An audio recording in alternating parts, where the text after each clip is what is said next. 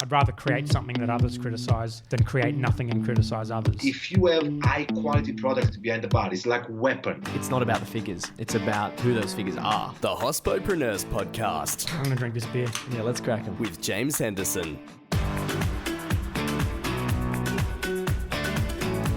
Hello and welcome to episode 22 of the Hospopreneurs Podcast. Today on the show, I sit down with Marty Lange at Cobbler, where we discuss his journey and how his operations have changed as his businesses have grown, with centralised prep, staffing and industry changes. Marty has become an icon in the Brisbane bartending community, having influenced the scene and owned venues for the past decade. He delivers some serious value in the next half hour. I hope you enjoy. Cheers. Hello and welcome to the show, Marty. Thank you for having me. No worries at all, mate. No worries at all. So the first question that I like to start off the show with is by asking if you have a crazy hospitality story. Well, every hospital would have a crazy story. It's just part of the industry that we're in. Usually, it's just what people usually do under the influence. I guess just I don't know, from anything from sex in the toilets to stealing menus. Just recently, a couple of weeks ago or 3 weeks ago, we had to kick a couple of girls out from Savile Road because they were ripping the pages off the menu and setting them on fire on the candles. Oh yeah, shit. So it's just like, and then they were concerned. They were asking why they got banned and why they got kicked out. They just thought it was something normal. Yeah, I know, right? So it's they're expensive menus too. Yeah, they're like it costs to print about $50 a pop. Yeah. So they're not cheap, but just stuff like that. The Valley is the craziest one. At Cobbler, we haven't had too many stories. Maybe people trying to steal Another funny one was at Rematch. One of the bartenders that got really drunk walk away with the fire extinguisher. Oh, right. And he was halfway down the block, and I ran after him, and I'm like, "What are you doing?" And he looked at his hand, and I looked at me, and I'm like, I don't know. And then he gave me back the fire extinguisher. Right. They don't even know what they're doing. Just alcohol has that influence on people, I guess. But, yeah. Oh, man. Well, thank you very much for that, Marty. The first question I want to ask you that I really like to ask is why you do what you do. I fell into the industry. I guess a lot of people did that. I never thought I would. My first job was when I was 14 years old. My father made me work at a restaurant as a waiter just to earn some money. And I promised myself I will never work in the industry ever again because I hated it so much. And I didn't start working as a bartender until I started traveling through Europe because I needed a job. Before that, I was IT, so I was sitting behind the computers every day. But then when I started traveling and started getting into the bartending, I was still doing it as a way of just paying my way through, traveling through. But then I met a girl, and then we came to Australia, and then I started working at some bar back in the days, 2004. And I just met a lot of professional industry professionals here in Australia, and I just saw how passionate and dedicated they are and how professionals they can be. I really enjoyed it, all the cocktail competitions and knowledge and all that stuff, and then I just just really got into it. And then I won a couple of cocktail competitions, and then my mate at the time that was working with me at Summer, they were going to open a bar, so they offered me to go in business with them, and I've been owning bars ever since 2006. What bar was that? That was Sling. Mm-hmm. We opened Sling in January 2007. Mm-hmm. And then since then, Sling was open till 2011. I sold my share, and then I opened Cobbler 2 years later. A year and a half later, really, 2013, May. So just kind of like fell into it.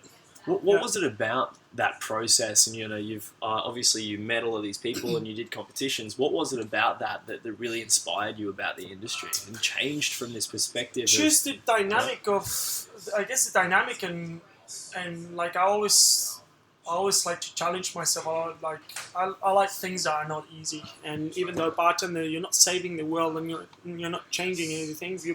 It's a quite challenging industry as well, and as well has to do as well that I'm a night owl as well. I never slept, and I always went to bed at 6 o'clock in the morning. That's why I almost fail every single fucking class. Mm-hmm. But just the night and the challenge, and every night is different. It's very dynamic. Mm-hmm. You might be doing the same drinks, but you always meet new people, and the industry itself, hospitality as a whole, is very tight as well. So, and you can now that I've been in the industry for so long and I met so many people, like I even been going to places in Japan that I never thought I knew anybody, and after talking 2 minutes with the bartender, we know like, I don't know, 150 people in common, and suddenly you're friends with someone. So a really, really, really good industry. Awesome. So tell us a bit more about what you do now. At the moment, I'm basically I'm a psychologist. I'm a father. It's just basically dealing with the staff at the moment, just supervising between the two venues, jumping between, and just making sure that like everything that they're doing fits with our idea of customer service and the cocktails and the creative process of what we're going to offer from both venues. So I mean the design of the cocktail menus, training of the new staff, supervising everybody and just making sure that everybody stays up to a certain standard. So you mentioned the two venues there. Can you tell us a bit about those venues? Because we've got listeners from outside Brisbane as well. Yeah, right. So one is Cobbler, and the other one is Savile. Cobbler, we opened in 2013. It's been almost, we're going into 5th year soon. It's a whiskey bar, whiskey and cocktails basically. We've got about 550 whiskies, around 800 bottles. And then we've got a cocktail menu that until this one, it changed every 3 months, every season. But now we're just modifying it to change every 8 months or so. And then, it's about 25 cocktails in the list. And then Savile Row, which just opened 2017 in May, so about 4 months ago. And that is a spirit and cocktails. So we've got a back bar of about 950 bottles. And then we've got a cocktail list that would change every 9 months. That is just a book that we have 20 cocktails as well. It's basically the evolution of Cobbler. Savile Row is just Cobbler 2.0 basically. So it's all the things that I learned that people like and all the lessons that I got taught from Cobbler were applied into Savile Row. So you mentioned lessons there. What is it that you're learning about now? Now you mentioned that managing stuff. Yeah. Well, I always knew how to manage stuff. Obviously, I have been a lot of people working for me over the years, but we went from having to manage 4 or 5 people to now we have 15, 16 staff members. So it tripled. So now it's just a lot of staff management, basically, just making sure that everybody's happy, everybody's doing the best they can, and every person is an individual, obviously. So every person has to be treated differently. So it's a big learning curve. And how are you learning about that now? Oh, that's trial and error. Just as problem arises, you learn how to deal with them on trial and error, making mistakes, and then just go like, okay, well that didn't work. So we just obviously the roster is a massive thing, just making sure that everybody has the least amount of hours and can do the most amount of work, and because everybody has their own personal life as well, they need time for themselves, and you know what I mean. That one, and then the rest of the things were kind of like it's just doing it by 2. So like cocktail menu design, costings, and all of that stuff is I already knew how to do. So I'm basically doing twice for both venues, but the other main thing is just staff management. It's been a big issue. But I saw you've sort of internalised the prep as well. So you sort of centralised rather the prep too. Yeah, so we found that the menu was really prep heavy. That even though there's only 20 cocktails, because I designed the cocktail menu to be replaced every 9 months, each cocktail uses a unique ingredient. So we've got 20 syrups, 20 spirits, like 20 infusions, and so on and so on. So it's quite prep heavy, and we didn't realize it was going to be that much, and we didn't realize that we were going to be that busy from the start. So after like a month of doing like almost 80 hours a week, obviously the staff were getting exhausted. So we hired another staff member that just does the prep from 9 o'clock in the morning till 8 o'clock at night every day. So he sets up the bar, receives the stock order, and all that stuff. So then, by the time all the bartenders come to to Savile Row at 8 o'clock at night, the bar is perfect, ready to go. So they don't have to do anything. The only thing they have to do is clean the bar, close the bar, and that's it. Yeah. So it saves a lot of hours, and it just brings a lot of consistency as well, because it's only one person doing all the prep, and we can monitor as well the inconsistency between drinks and because there's only one person prepping, so there's no miscommunication. So I'm doing a lot of that at the moment. I'm just I don't do nights anymore, so I'm there from like 9, 10 o'clock in the morning till like 8 o'clock, 9 at night, and then that's it. How did you? So obviously that just arose as a role that needed filling. How do you know what the next steps are, or positions, or places to go, or things like that? Well, that's the thing with Savile. It's been a learning curve as well. We Cobbler as well was another learning process, because when I opened Cobbler, this street where Cobbler is, it was a dead zone. It still is. There's no one around. It's not a destination street. It's not like a traffic street, pedestrian traffic. So it's not like I don't know, Ann Street or Boundary Street. People don't walk through here. So we thought that we were going to be really quiet when we first opened. So I only hired one bartender, one glass. There was only 3 of us. And then after the first month, I had to hire actually another 4 bartenders because we were really, really busy. With Savile Row, was the same thing when we first opened, because it's a brand new venue. I didn't want to hire like a ton of stuff and then had to lay them off because we weren't making money. So we started with a team of 5, and now at Savile Row we're a team of 10. So I had to hire in 4 months. I had to hire an extra 5 staff members. So it's just you learn as you go along. From my perspective and my business partner's perspective, we add people than lay off people. So we start really bare. The same with the cocktail pricing, costings, and all that stuff. We start really low and then we start building up from there. We take a more reaction approach, more than proactive. Some people might say that is a bad idea, but because the industry is such a fickle industry, you can't just go like, I'm just going to do this, and then you have to react to what the people are doing, because otherwise you'll just go broke.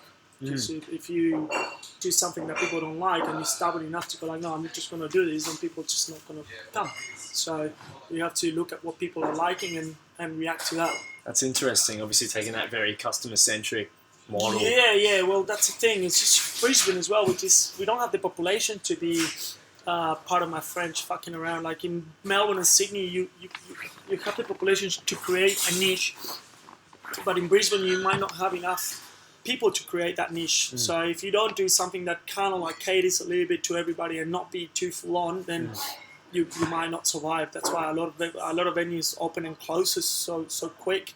I don't think they're flexible enough to understand that people might not like that, and they just stick to that, and then it doesn't work.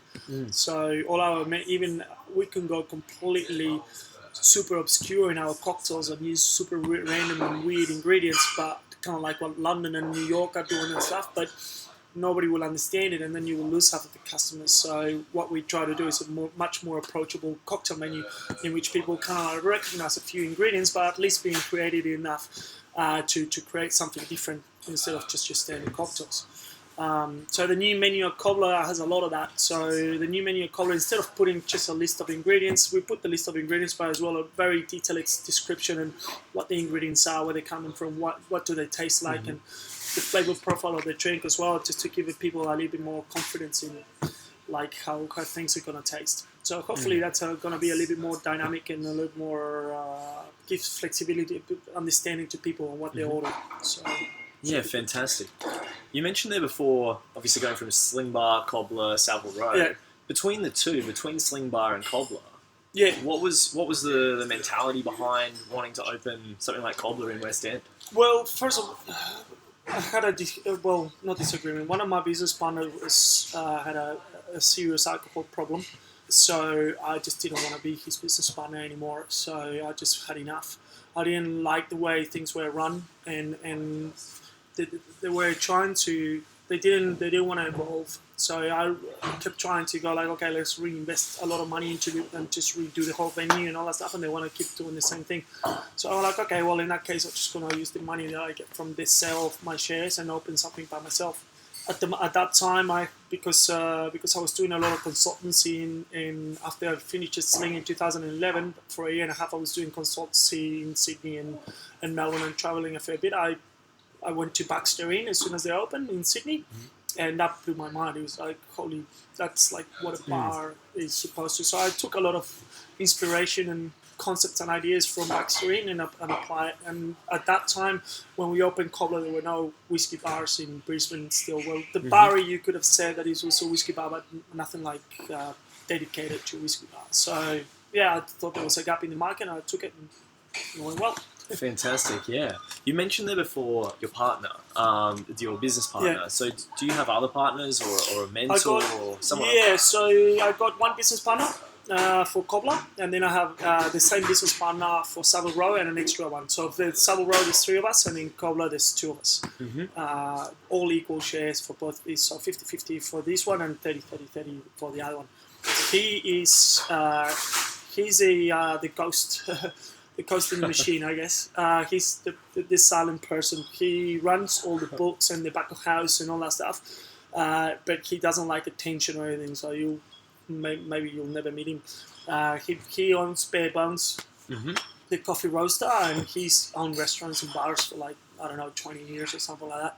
He knows what he's doing, and he has been a lot of help in costings and staff managing and all that stuff. He's he's a really good human.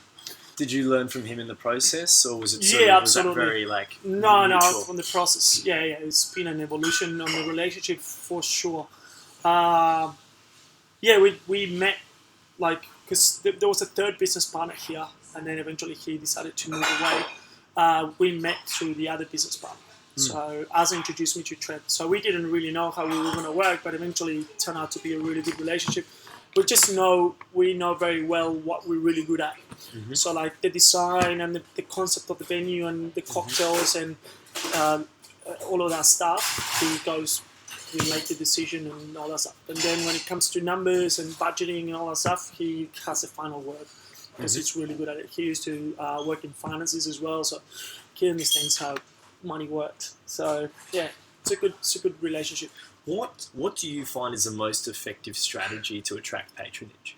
Wow. Because you've been very successful in attracting a lot of patronage. Yeah, I think it's for Cobbler, for Savile Row, the main idea that I had, and for drinks in general, and it's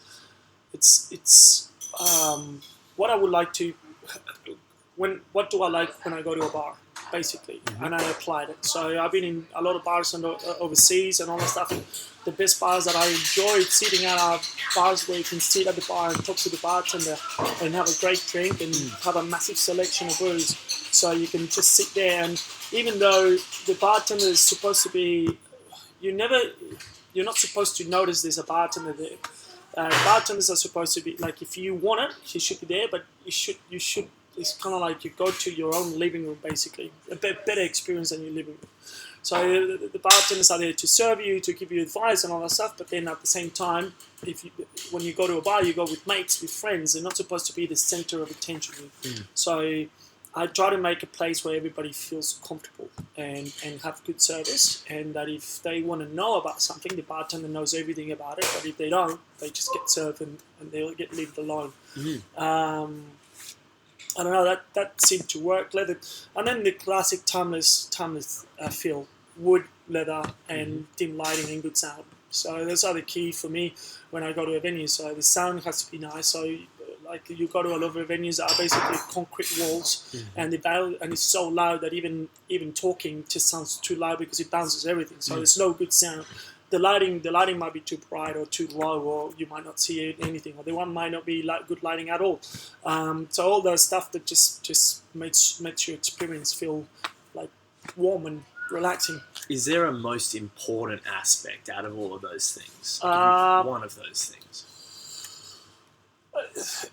There's 2 of them: lighting and sound. Those 2, they work together as one. You cannot have one without the other. Like you can have great lighting, but without good sound, it's just shit. And the same goes with those 2 are the main things. It's what you see and what you hear that is going to make you feel relaxed and stay in a place.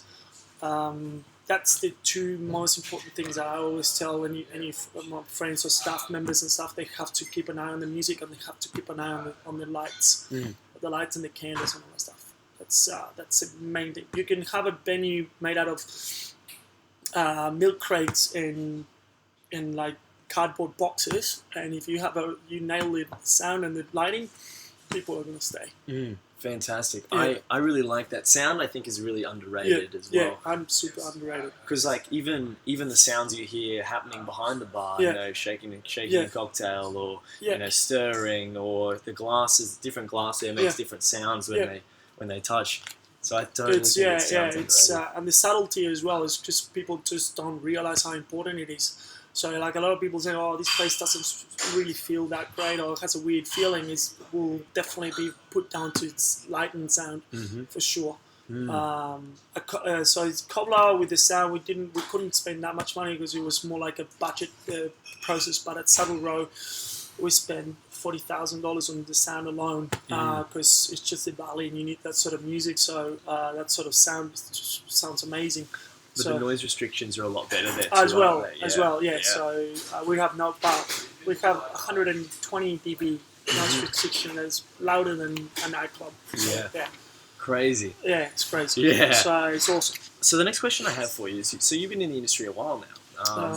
You will have seen a lot. How long? 15 years. Yeah. 15 years. Yeah, crazy. The question I have for you is, what innovations or innovative techniques have you seen in the industry in your time, even travelling and then looking up to today? The biggest thing was molecular mixology, taking off molecular gastronomy. That we started in the 80s, and then it really hit off around 2000, between 2000 and 2005, especially Fat Duck and El Bulli in Barcelona and all that stuff. There was a big moment there for like 3 or 4 years that everything was molecular, foams, espherification, and all of that stuff. And then when the like started fading out, the face started fading out, and now it's just going back to basics and just doing really simple, fresh drinks. I was just came back from London a couple of weeks ago, and we went to some of the best bars in London, and all the drinks are getting reduced down to 4 or 5 drinks, 4 ingredients, but the presentation is what is key. So experience, having an interactive, basically vessel. So they'll bring you this massive tray with like plants and trees, and then they put the glassware is custom made, and then they come and they put liquid nitrogen or whatever, and it's just all smoke, or they come with a blowtorch and just set it on fire, and then you can play around with the drink and stuff. It's just a lot more interactive with the drinks. There's a menu there's a bar in London as well that has an app that gives you virtual reality over so that you put the phone, you download the app, you start the app. When the cocktail arrives, it has like a certain napkin or something with a certain code, and suddenly if you take a picture or if you film it, the whole glassware will come to life with like a massive background and all that stuff. So it's not virtual reality, it's augmented reality. Yeah. So they're doing augmented reality for cocktails and kind of thing. So that's the new trend kind of thing. Do you remember where that was? The bar with augmented, no, I didn't end up going, but I can't remember what it was. But it's a hotel bar, so they have a lot of money behind them and stuff. So kind of that. But I can see that the drinks in themselves have started to going back to simple drinks, classic style of drinks that do like 4 or 5 ingredient stops. But the presentation's still key. Yeah, but the presentation is taking the front stage. I think that they're starting to, a lot of bartenders, well, I included, you realise that your palate, when you're eating, your palate, you can taste a lot more when you're eating, but when you're drinking, it's like your flavours get diminished. After 4 or 5 flavours, everything gets confused. Like they become redundant, basically. So reducing, but if you apply textures and noise and sound and smell to a drink at the same time, then you're utilizing more senses. So when you start playing with your glassware and all that stuff, it just activates a lot more, so the experience feels more memorable, I guess. So that touches on something I mentioned on the show a while ago, which is that there's like in hospitality, you engage all 5 senses. It's the only art form that engages all 5 senses. Yeah. Which is another thing I love about it. Yeah, it's true. So they're trying to apply a lot more of that. There has been a couple of seminars done by Sweden, Chile, in which they try to activate more senses. I mean, like they do blind tastings, and then like for instance, there was one seminar that they did about Lagavulin, and they put you a virtual reality tour of the Lagavulin distillery. And each room, they bring the scent of, like for instance, if you're in the stills, where they just spray you with fresh new still spirit, so you can smell at the same time you can see it, so it brings you almost there. So a lot of playing with senses and stuff. So I loved that. That was at Gresham. So did you go there? It was awesome. So it's a good idea. Yeah. Oh, that was. It's a really cool, interesting experience to engage the senses as much as possible. Yeah, because obviously you know you're not there, but at the same time you're just looking at it and suddenly you start smelling a lot of the smell. And I'm not sure if you've ever been to a distillery, but the smells were like spot on. Like you're actually there. Yeah, it was good. Love it. Yeah. So, what would your number one industry resource be? This can be a book, a person, a website. What have you used? I would say books. Books on the internet would be anything. Yeah, books more than in this industry. Books more than until recently, books more than the internet.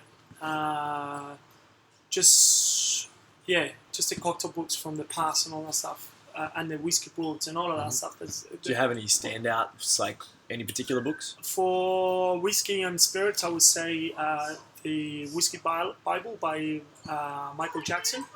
That's a book that just covers all distillation process that you can apply to any other spirit. So it's so in-depth and so well explained that once you know from that book, then that knowledge you can apply and you can learn any other spirits a lot easier. And then for cocktails, I would say the Imbibe by David Wondrich, and Liquid Intelligence as well. Those 3 books are basically the base for everything.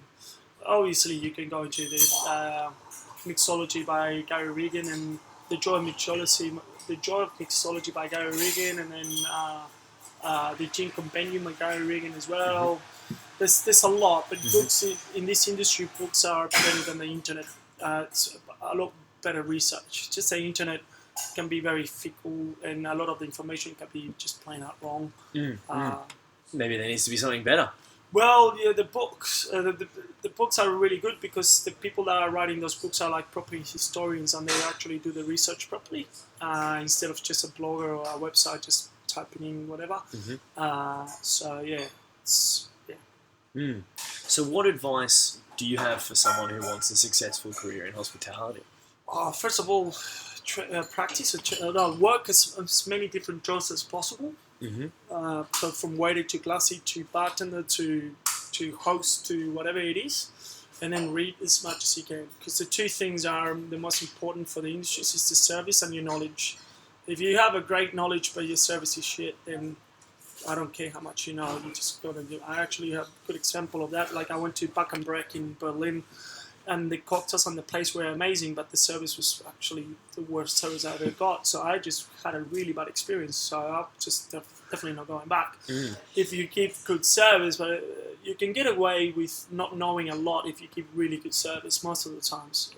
People tend to be a lot more friendly and understanding if you give good service. Obviously, to a certain degree, you can be the nicest person in the world, but if you don't know how to if you're in a cocktail bar and you don't know how to make a martini, they go into the cocktail bar for the martini and the service. So those 2 things would be the most important. And to get the best service, to learn to give the best service, is when you work in every single aspect of hospitality. From being a glassy, so you understand how to pick glasswares and clean keep the floor clean and keep your bar clean and all that stuff, to be a waiter, to take order service and make sure that you keep that extra customer service when you service at the table, to be a host so you can be able to talk to absolutely anybody from any trade, to be a proper bartender so you can make all the drinks properly. So service and knowledge, those two together will be the most important aspect, I think. All the rest can be kind of trained. I like that. Yeah. So, what's your biggest challenge right now? Staff. Staffing, yeah. My staff. Managing the staff, yeah. Managing the staff, making sure that everybody's happy, basically. I don't want, it's my main goal to make sure that my staff are happy, not only because I want them to be happy personally, because but as well because happy staff will make happy customers, basically. So it's just been a massive thing with Savile because he's such a beast. Like, he's busy all the time and it's just long hours. So it's 3 o'clock in the morning close. That means by 4, 5:30, 5 o'clock in the morning, the staff are leaving. So they're getting really, really stressed and tired. Obviously, the customers in the valley are a challenge on themselves as well because they could be very intoxicated and very rude.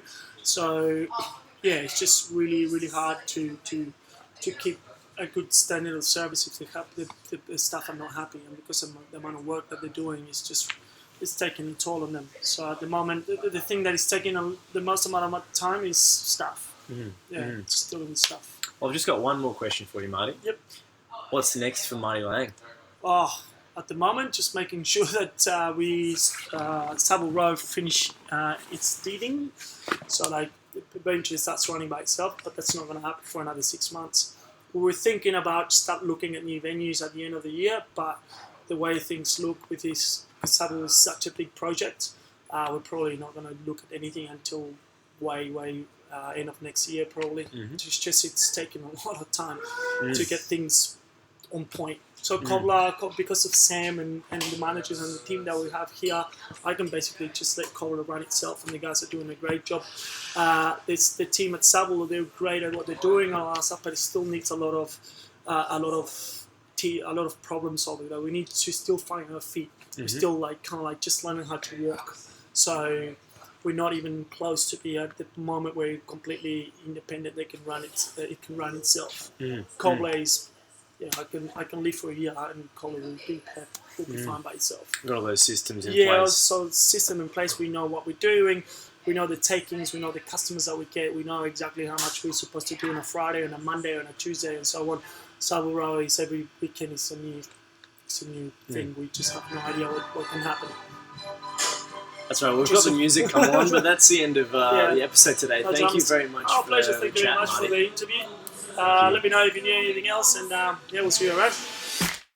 Keen for a cocktail? You can find Marty Lange's bars Cobbler in West End and Savile Row in Fortitude Valley, Brisbane. Stay in touch with the show after hours at Hospopreneurs on Twitter, Instagram and Facebook. Do you know a hospopreneur? Shoot us an email, hospopreneurs@gmail.com. Creativity and innovation in hospitality. The Hospopreneurs Podcast with James Henderson.